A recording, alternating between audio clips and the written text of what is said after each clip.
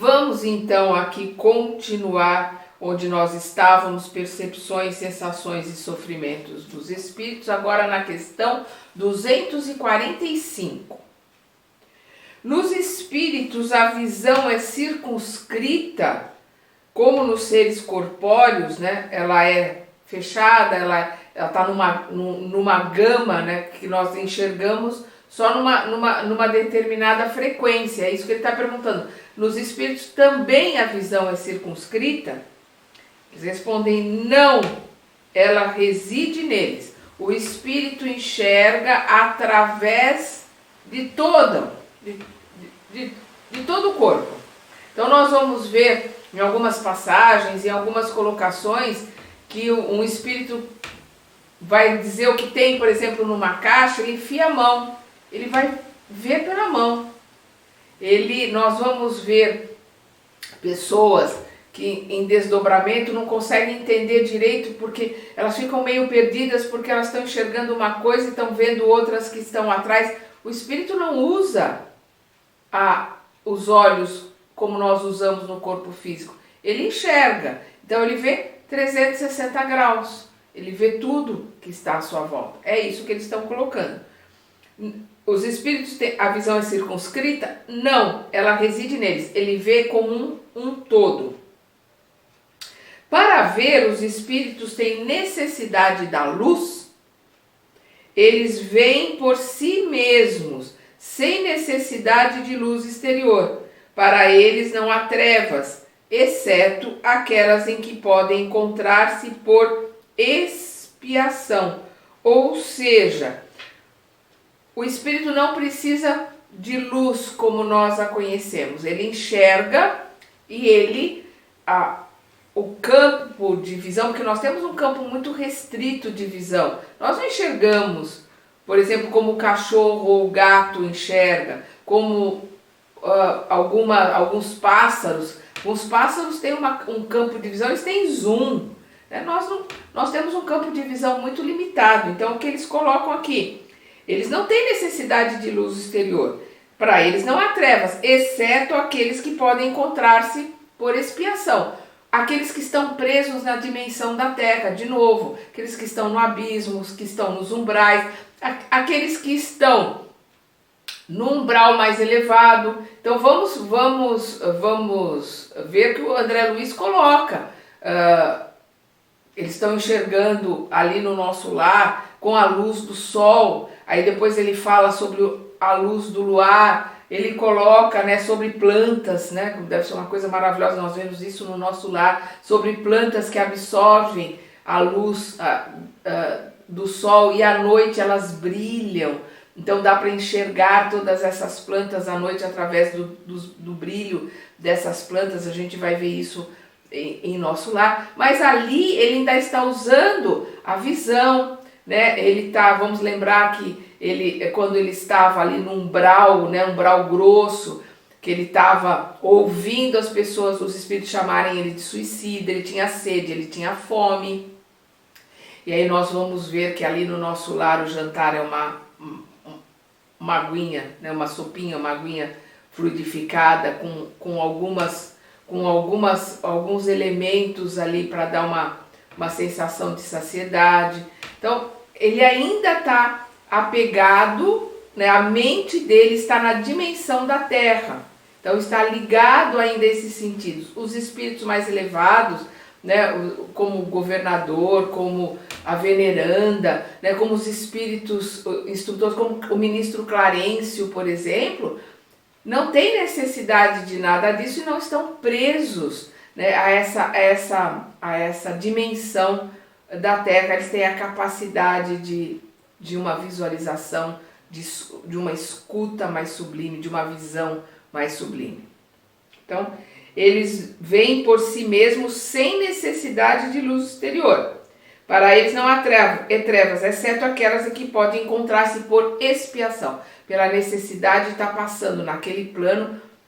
Por exemplo, os que estão na erraticidade, como André Luiz ali no nosso lar está na erraticidade, que tem a necessidade do reencarne, então vai ter ainda essas sensações de claro, escuro, de estar enxergando dentro do espectro, né, que nós temos na Terra.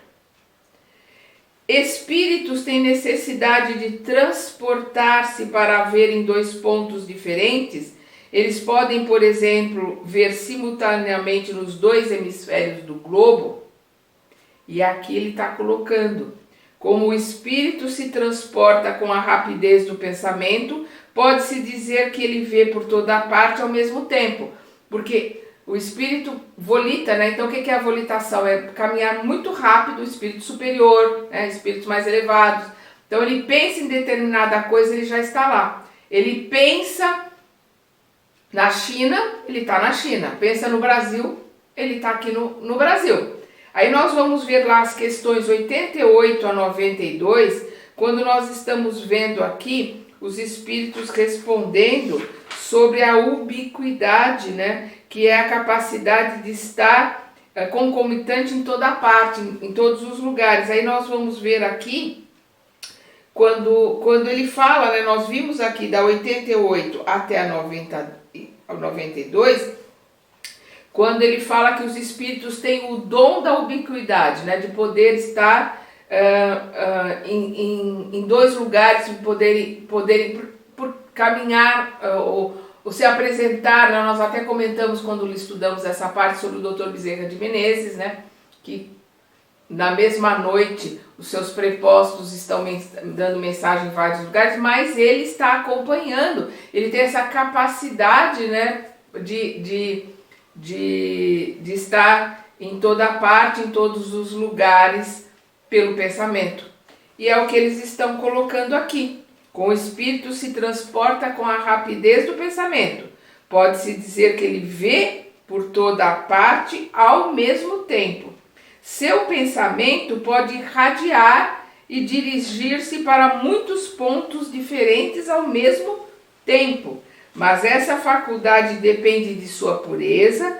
Quanto menos depurado for, mais limitada é sua visão. Somente os espíritos superiores podem abarcar com o todo. Então nós estamos falando aqui do Dr. Bezerra de Menezes, um espírito superior, tem essa capacidade da ubiquidade, estar em vários lugares ao mesmo tempo.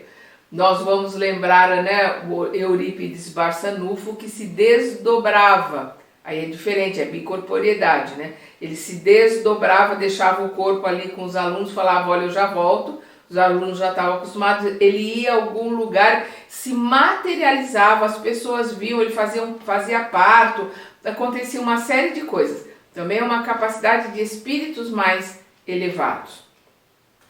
E nós vemos aqui um esclarecimento do Kardec. A faculdade de ver nos espíritos é uma prioridade inerente, né? Uma prioridade que pertence à sua natureza e que reside em todo o seu ser, como a luz reside em todas as partes de um corpo luminoso. É uma espécie de lucidez universal que se estende a tudo, abrangendo ao mesmo tempo o espaço, os tempos e as coisas, e para a qual não há trevas nem obstáculos materiais. Compreende-se que deve ser assim. No homem, a visão se opera através de um órgão estimulado pela luz, né? A nossa caixa craniana, a nossa visão, ela trabalha exatamente como uma câmera fotográfica, né? Ela é estimulada pela luz, sem a qual ela fica na obscuridade. No espírito, como a faculdade de ver é um atributo próprio, independente de qualquer agente exterior, a visão não depende da luz. E aqui ele coloca, né, para ver no 92, a questão da ubiquidade que nós aqui já comentamos.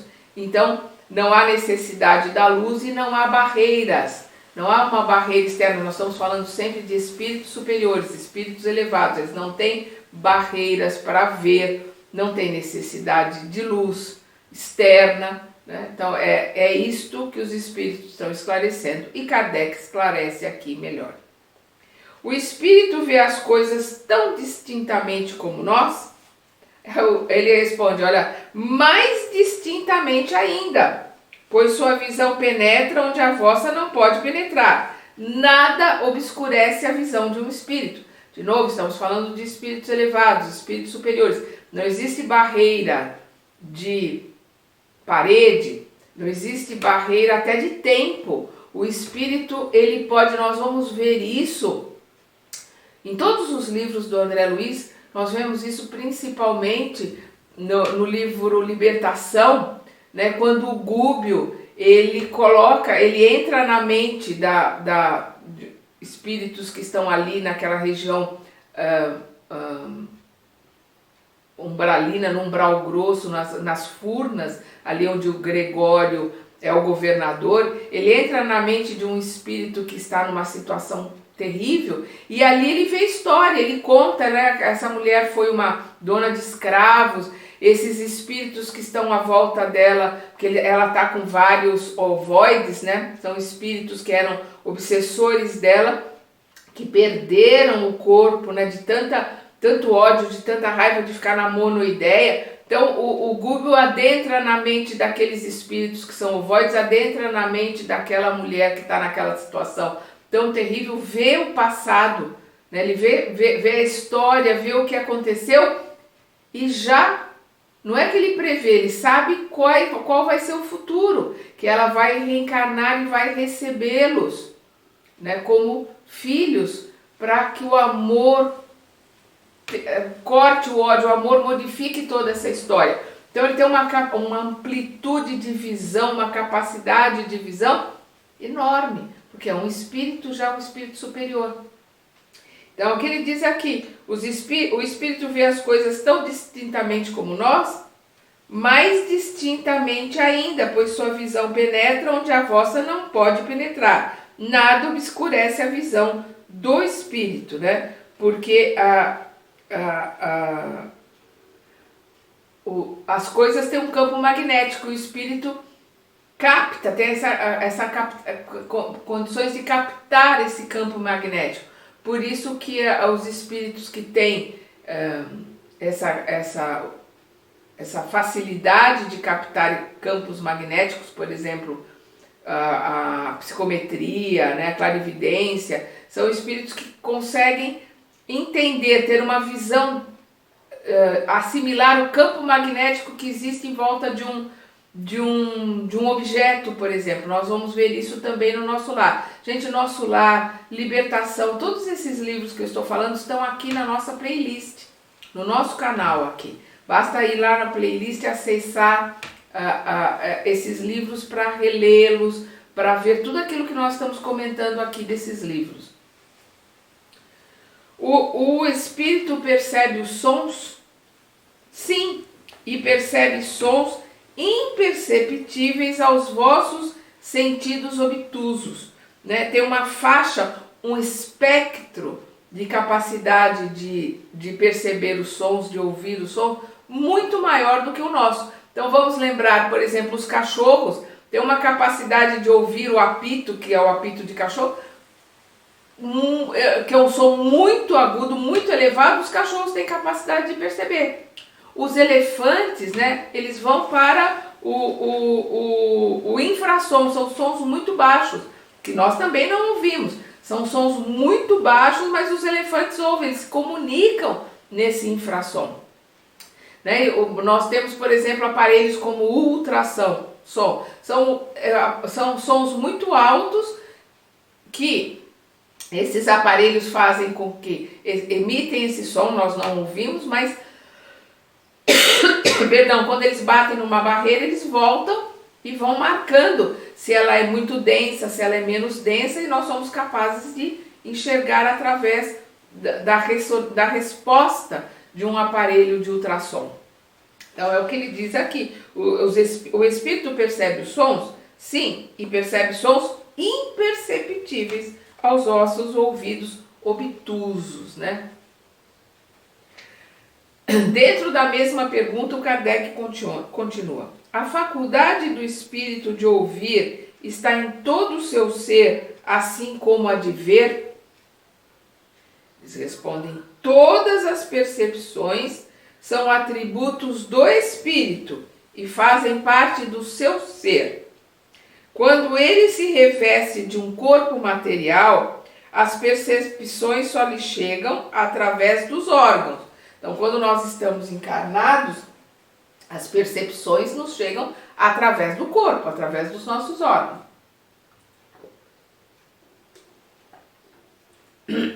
Perdão.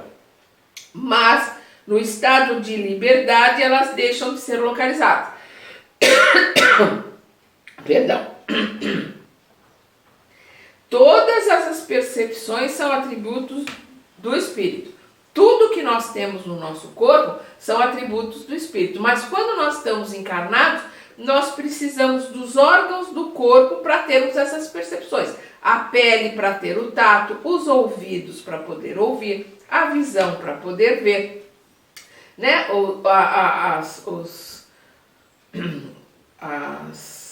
Os órgãos da língua, por exemplo, para poder sentir o paladar é associado ao olfato, né? Se a gente prender se a gente prender o nosso olfato e botar canela na nossa língua, a gente vai sentir como areia.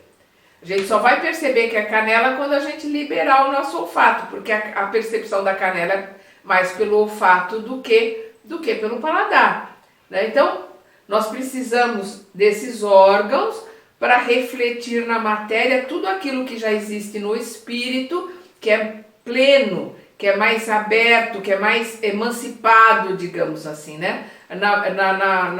No desdobramento durante o sono, por exemplo, ou aqueles que saem do corpo, o perispírito já tem uma percepção maior, porque o perispírito também é comandado, o perispírito é comandado pelo espírito, mas ele já é mais sutil, uma matéria mais sutil. Então vamos lá de novo. O espírito comanda o perispírito, que comanda a matéria. Então o que eles colocam aqui? Todas as percepções são atributos do espírito e fazem parte do seu ser, né? Estão aqui num certo reflexo na matéria. Quando ele se reveste, o espírito se reveste de um corpo material, as percepções só lhe chegam através dos órgãos, através do corpo, né? São filtradas pelo corpo.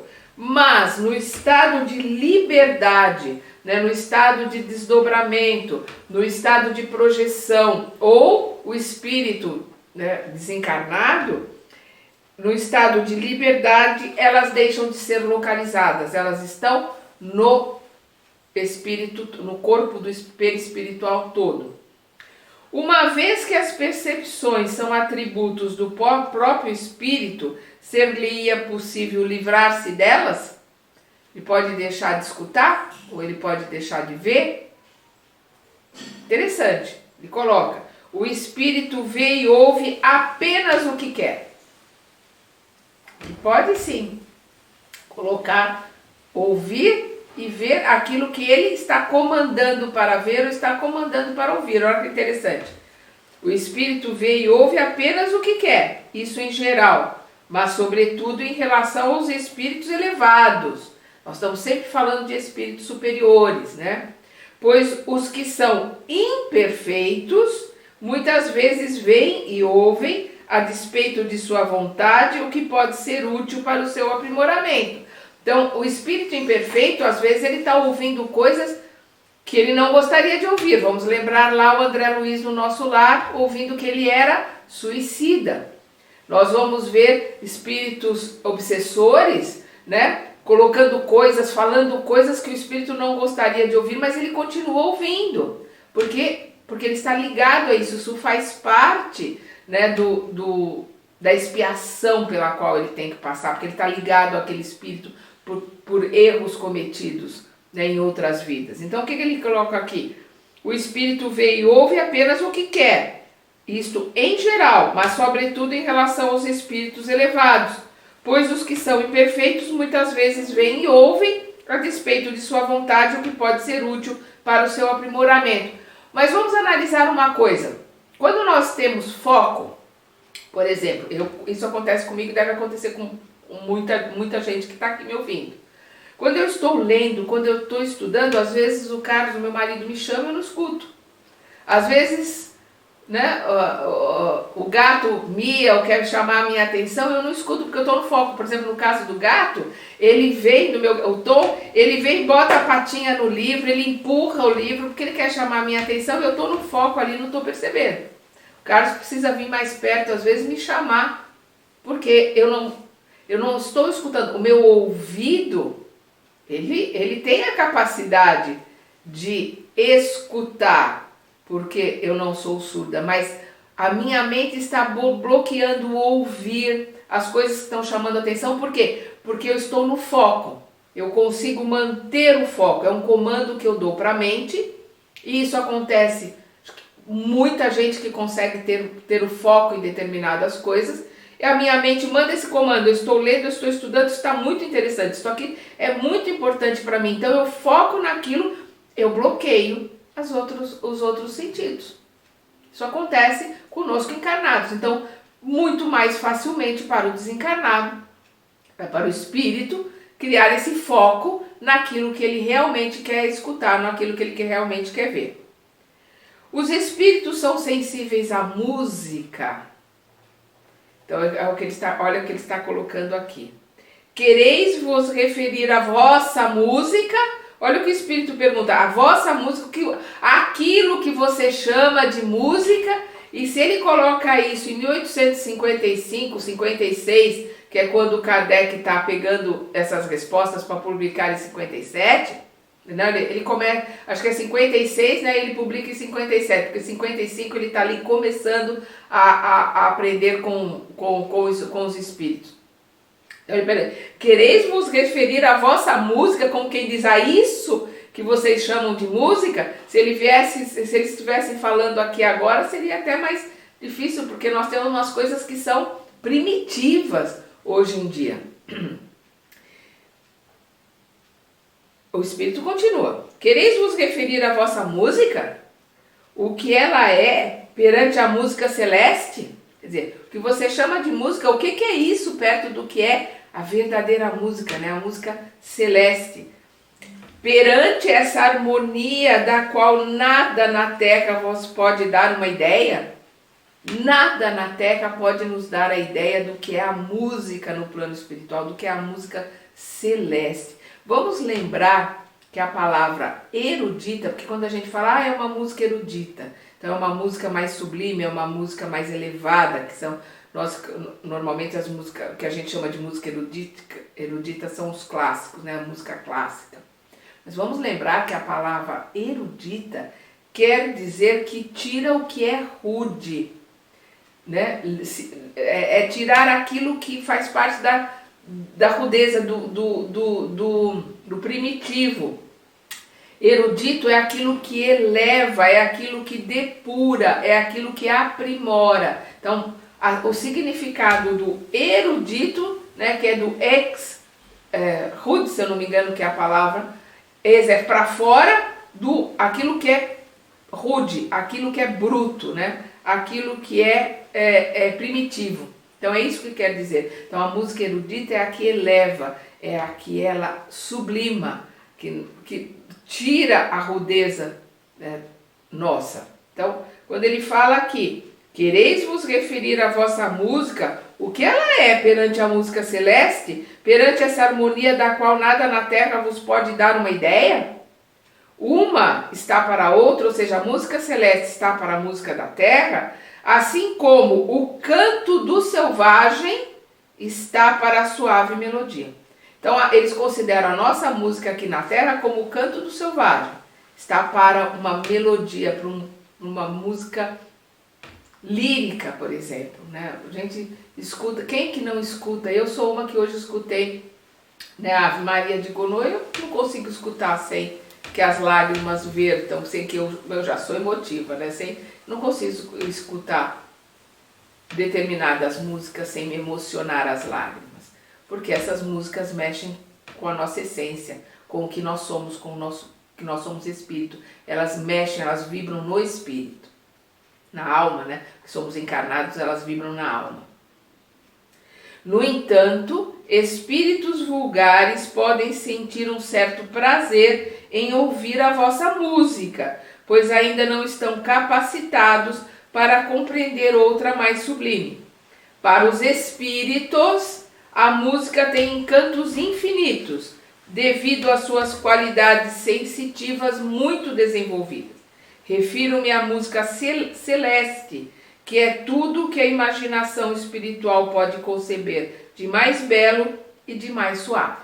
Vamos lembrar de novo lá no nosso lar, né? Vai lá na playlist capítulo 45. Vamos lá ver o capítulo 45 do nosso lar. O André Luiz vai ao campo da música, aos campos da música. E é interessante que ele fala que são círculos. Perdão. Perdão.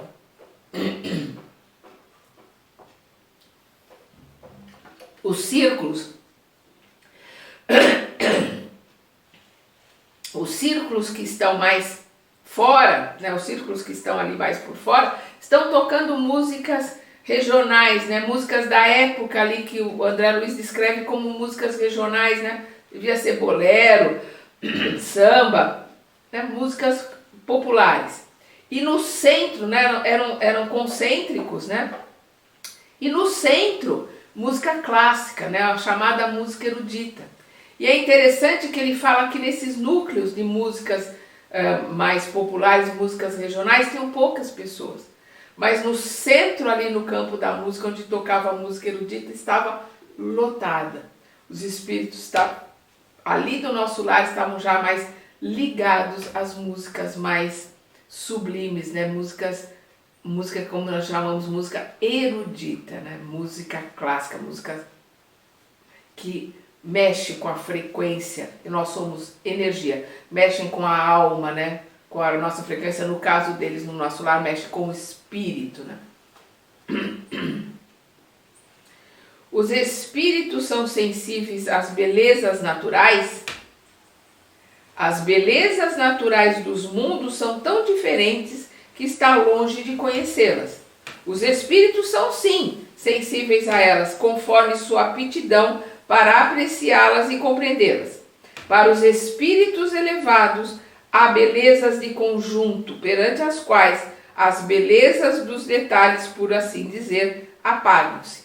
E nós já comentamos aqui acerca das plantas, das flores lá no nosso lar, quando André Luiz descreve, né, aquelas que guardam a luz para emitirem luz à noite e poder se enxergar a beleza desses jardins.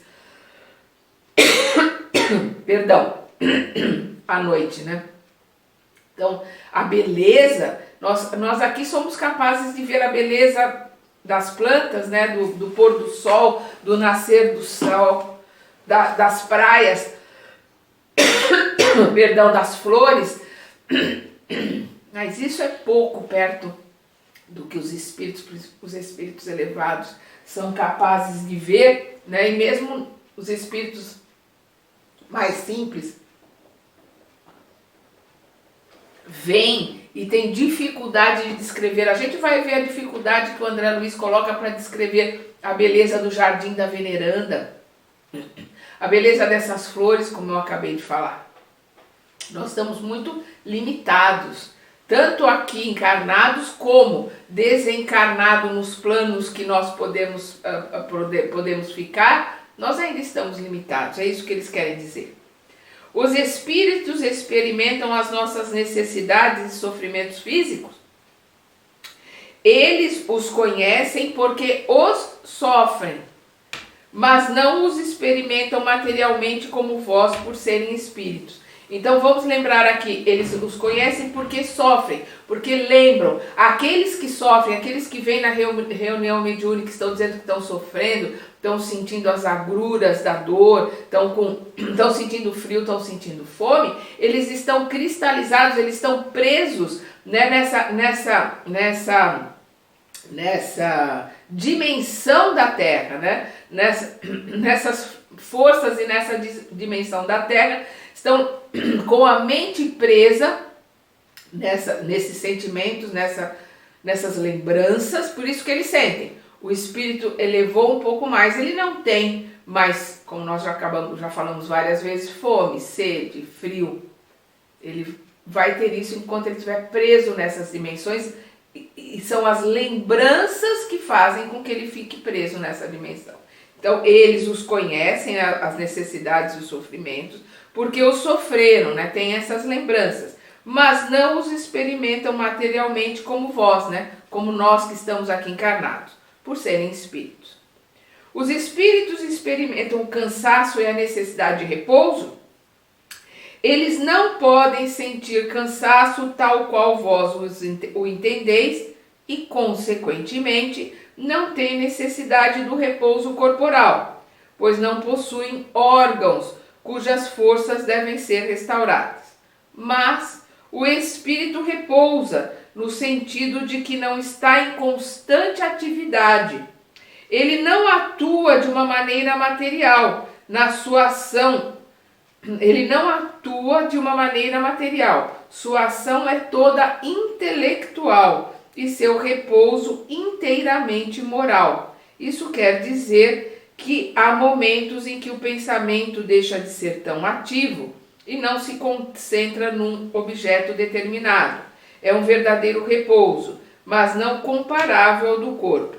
O tipo de cansaço que os espíritos podem experimentar deve-se à sua inferioridade, pois quanto mais elevado, menos o repouso lhes é necessário. Então, exatamente isso, por isso que nós vamos ver o espírito precisando de repouso no nosso lar, porque ali nós estamos, como eu costumo brincar, no umbral 3, é umbral, são espíritos que ainda estão ligados na densidade do planeta,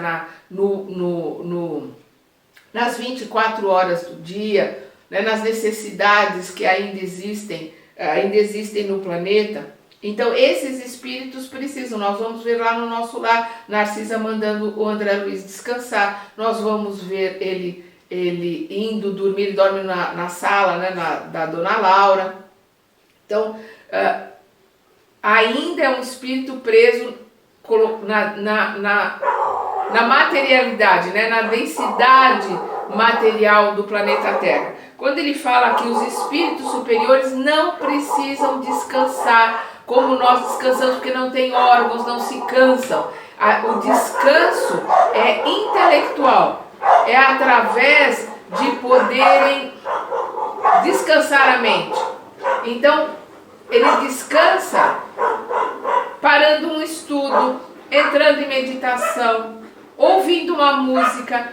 Ouvir uma música é um repouso para o espírito, porque ele não está ali usando o intelecto dele, ele está meditando, ele está relaxando nas vibrações, na frequência da música. Isso é um repouso. Então o espírito superior, ele repousa intelectualmente, ele para de estudar, entra em meditação, ouve uma música, ele está em repouso. Não necessita dormir, descansar como nós encarnados necessitamos e como os espíritos que ainda estão ligados à crosta terrestre, estão ligados ainda ao mundo da matéria, também precisam de descanso. Quando um espírito diz que sofre, que espécie de sofrimento experimenta? Angústias morais que o torturam mais dolorosamente do que os sofrimentos físicos. Então nós vamos lembrar, por exemplo, Paulo, que dizia que ele tinha um espinho na carne. É a tortura moral que já estava se manifestando, o sofrimento do espírito de Paulo, né? Já se manifestava ali pelo aprendizado que ele teve, já na carne. Ele estava tendo aquele sofrimento moral. É o que faz o espírito sofrer. É lembrar as coisas que ele fez e que ele precisa melhorar, que ele precisa aprimorar. O sofrimento físico da dor é só no espírito inferior, né? Que ele está desencarnado, mas ele continua sentindo a dor porque ele está imantado, ele está preso à densidade da Terra. O espírito superior, ele vai ter um sofrimento, sim, mas ele vai ter um sofrimento moral. Vamos ver no livro, se eu não me engano, Obreiros da Vida Eterna, com o espírito superior lá comenta que ele é um espírito feminino. Ela comenta que ela está há 2000 anos procurando os seus amados, procurando aqueles espíritos com os quais ela quer reencarnar, ressarcir, aprimorar uma série de coisas e elas não os encontram. Então isso é um sofrimento, porque é um sofrimento moral. Ela precisa reencontrar, ela precisa ressarcir, ela tem aquela dor de coisas que ela fez e que ela precisa acertar. Então o sofrimento, o espírito superior sofre, sim, mas não é a dor física como o espírito inferior ou como nós aqui encarnados. É a dor moral, é o sofrimento moral, é o que ele diz aqui. Angústias morais que o torturam. O espírito superior sofre quando ele tem angústias morais que o torturam mais dolorosamente do que os sofrimentos físicos. Por que então há espíritos que se queixam de sofrer de frio ou calor? Comentei isso, né, na sessão mediúnica, ele fala que está com frio, está com calor, está com dor. Eles respondem: lembrança do que suportaram durante a vida, algumas vezes tão penosa quanto a realidade. São lembranças tão difíceis, lembranças tão penosas, que eles continuam sentindo ali como se fosse realidade, né? A dor, o frio, a fome. Muitas vezes trata-se de uma comparação através da qual exprimem a sua situação por falta de outra forma melhor. Quando se lembram do corpo, experimentam uma espécie de impressão, né? Uma impressão mesmo, né? Como se fosse alguma coisa gravada ali neles. Como quando se tira uma capa, como quando se tira um casaco, por exemplo, e algum tempo depois tem-se a sensação de ainda estar com ela. Então é uma impressão que ficou gravada ali no espírito, porque ele passou por aquilo e ele mantém. No espírito inferior ele vai continuar sentindo a dor, ele vai continuar sentindo a ferida aberta, sentindo o frio. Mas no espírito que já está se modificando, ele pode ter a lembrança, porque ficou uma impressão, ficou ali gravado nele, como ele coloca aqui, como um casaco que se tira e se tira o peso do casaco. Como acontece aqui na Terra, uma pessoa que amputa a perna e sente como se ele estivesse com a perna, sente a perna coçar. E não tem mais a perna ali para coçar, mas ele tem as impressões gravadas no cérebro. Então ele mantém nele essas impressões, mesmo estando fora do corpo, desencarnado, essas impressões gravadas ali, como se fossem tatuagem, né? Como se fosse aquilo tivesse sido tatuado nele. Ele tem aquela impressão ali e mantém esse sentimento. Aí ele precisa do esclarecimento na mesa mediúnica, do dialogador. Olha, você está recebendo ajuda, você não está mais encarnado, então você tem o seu corpo perispiritual refeito, o corpo perispiritual não tem necessidade da dor e do sofrimento. Então o plano espiritual e as energias telúricas, né, o ectoplasma ali do grupo mediúnico estão chegando nele, e aí ele vai se recompondo, vai se esclarecendo. Aí ele já se vê com outra veste, já não se vê mais com o ferimento, não sente mais a dor, já passou o frio. Ele vai se recompondo conforme se consegue fazer com que a mente dele pare de comandar essas emoções, esses sentimentos, porque eles não existem no espírito, eles só existem no corpo físico.